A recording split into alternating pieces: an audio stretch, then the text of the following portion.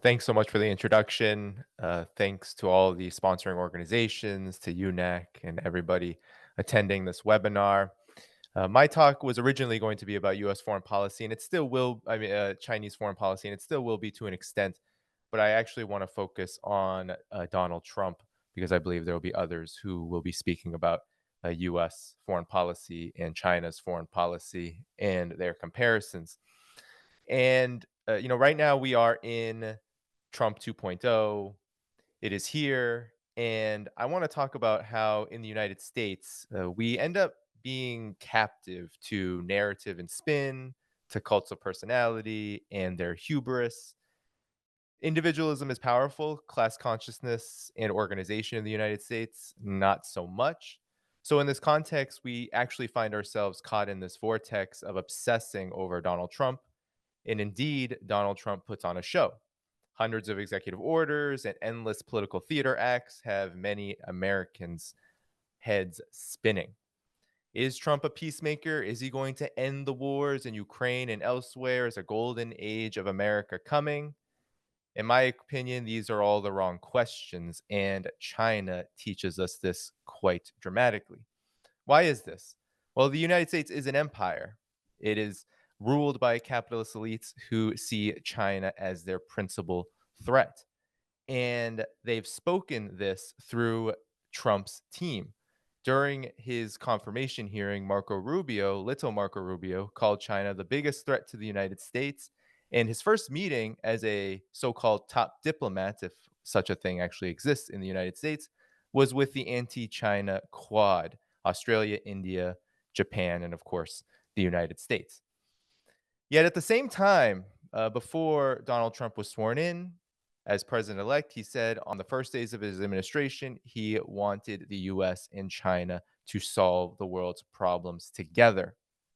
But we have to look underneath these contradictions to find the singular goal of the US empire, and that is the weakening and containment of China. It isn't working.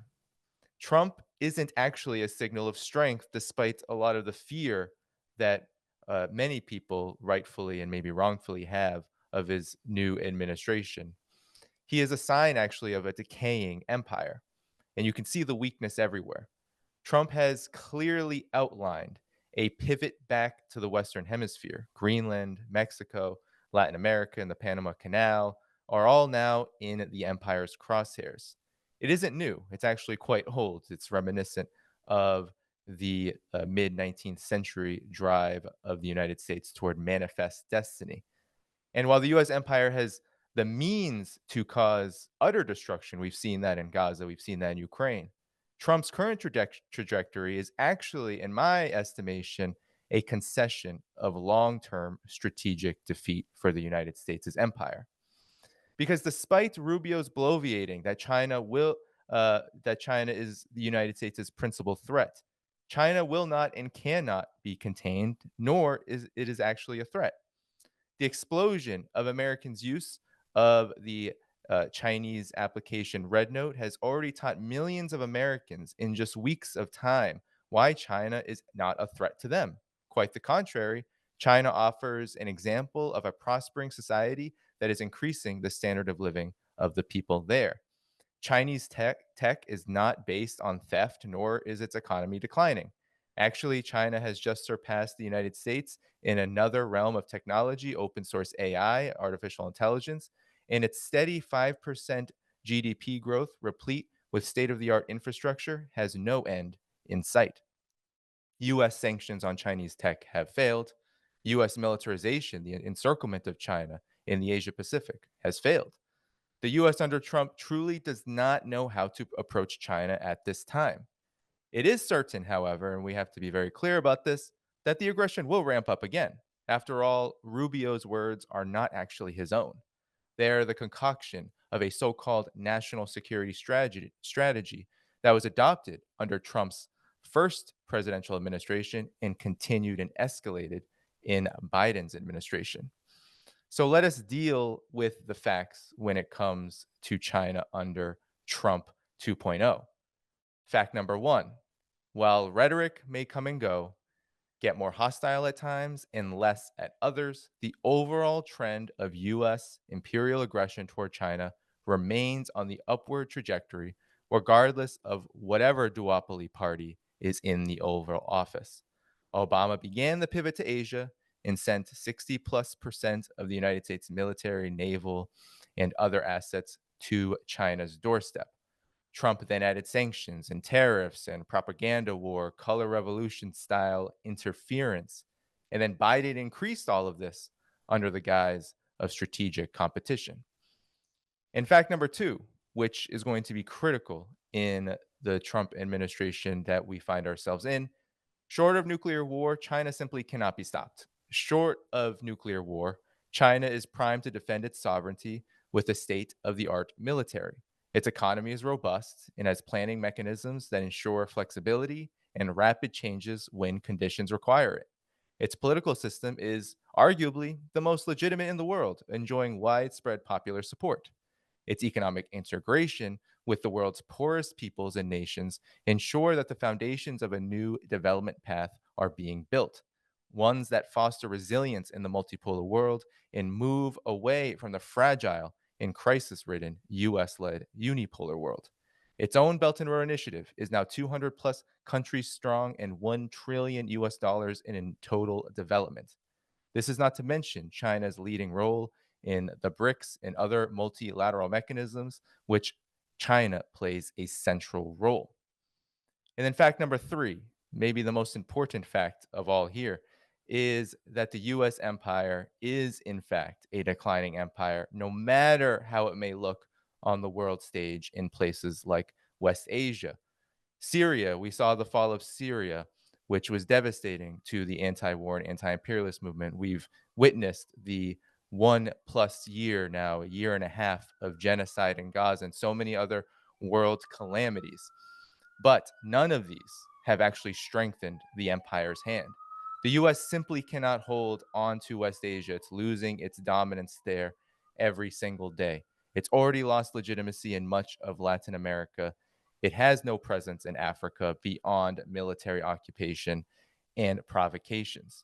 This means that it will rely on increasingly military means to get the empire's dirty dealings done, and that includes to provoke China. There is no other option the United States has at this point. But the problem is that the United States actually can't get into a hot war with China. That would be absolutely suicidal, not only for the total global economy, capitalist and otherwise, but also because all the war games have shown that the United States cannot win this war, that it ends up being a stalemate or a draw, or however the war makers and think tanks like the Center for New American Security want to spin it. But the truth is that the United States couldn't defeat Korea, could not defeat Vietnam, could not defeat Afghanistan, could not defeat the people of Palestine in Gaza who were fighting urban guerrilla warfare under the rubble. The United States empire simply cannot defeat really anybody at this time. Suffering caused? Absolutely yes. Defeat and victory? Absolutely not.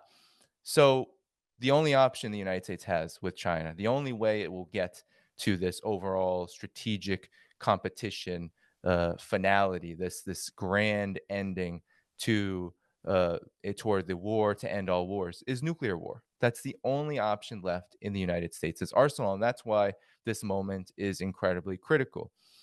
This means that we are all in danger until we confront the forces that are moving us toward war with China. The closer the United States' empire gets toward war with China, the closer we are ultimately to nuclear war.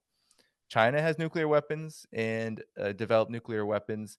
It tested its first in 1964 and never let go of the no first use policy. The United States has already used nuclear weapons and has shown that it's willing to spend trillions of dollars to renew them, to create more of them, and has already, under the Biden administration before Trump, talked about how it is going to revamp its nuclear strategy in case of the need for future use of nuclear weapons. China was included on its list of the DPRK, Russia, and Iran. So all of this is to say is that this is where we are right now. And the Trump administration is having to navigate contradictions that it simply cannot navigate.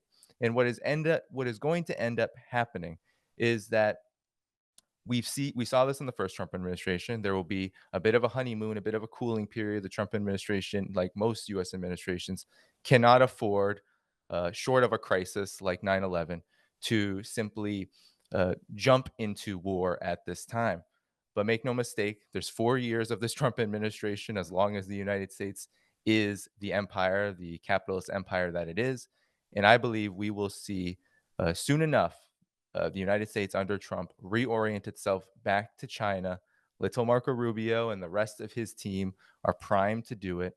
And that means we are all going to have to be ready to oppose these anti China narratives, to expose people to the real China, and to build those people to people ties and the necessary solidarity to ensure that we roll back this war machine once and for all. Thank you.